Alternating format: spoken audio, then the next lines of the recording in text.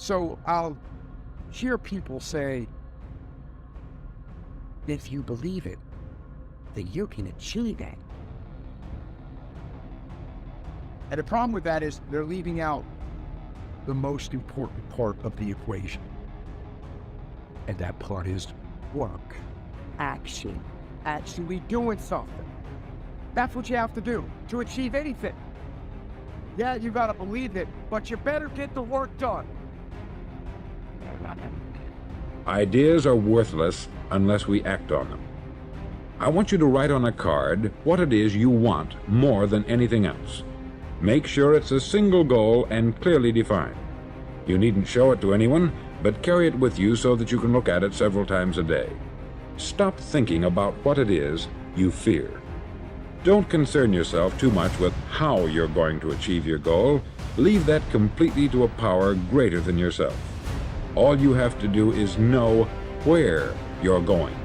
The answers will come to you of their own accord. We intend to when the idea strikes us. We intend to when the emotion is high. But now if you don't translate that into action fairly soon, now the intent starts to diminish. And a month from now it's cold. A year from now, it can't be found. So act. Set up a discipline when the emotions are high and the idea is strong and clear and powerful. That's the time to set up a discipline. As Michelangelo said, if people knew how hard I worked to achieve my mastery, it wouldn't seem so wonderful after all. And that's the thing about getting great. That's the thing about being an artist of such caliber that you're remembered for hundreds of years after your death. It is back-breaking work. It is a blinding amount of effort. And that's the secret.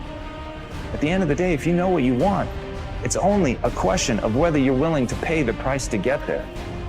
So ask yourself, are you willing to pay the price? Listen to me, pound for pound, any agent in the room, pound for pound, motivational speaker, pound for pound, entrepreneur, pound for pound, athlete, pound for pound, weightlifter, pound for pound, whatever you do, I guarantee you when you do it, nobody can do it like you do it. The problem is you don't hardly do it. You love sleep too much. You love that alcohol too much. You love that substance too much. You love that vice too much. There's something that you love more than yourself, than your dream, than your goals. You've got to get into the flow of action when you want something out of life. You've got to be willing to go into action. Don't wait around for things to be just right. Don't wait for things to be perfect. Don't wait for the ideal situation. It will never be ideal. Do what you can, where you are with what you have. Come on, y'all. This is the day. Do what you're supposed to do. You ain't no boy no more. You don't need their approval. You're talented enough. God made you. You got everything you need.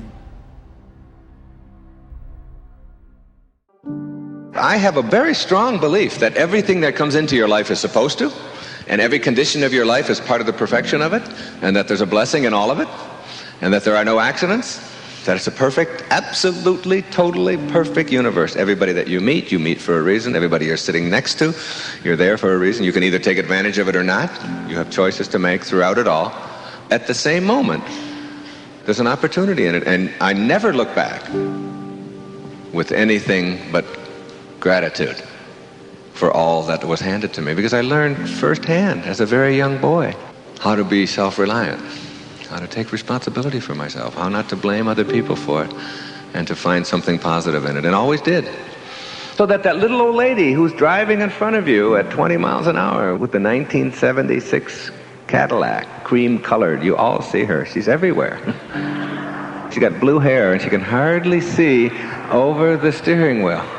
And she signed an oath that she will drive aimlessly around, testing your ability to deal effectively with her. She's like a test. She's like a gift from God to test. And it's like once you stop being mad at her for being who she is and what she's about, when you stop the anger and the bitterness at who she is and understand that she's exactly where she's supposed to be.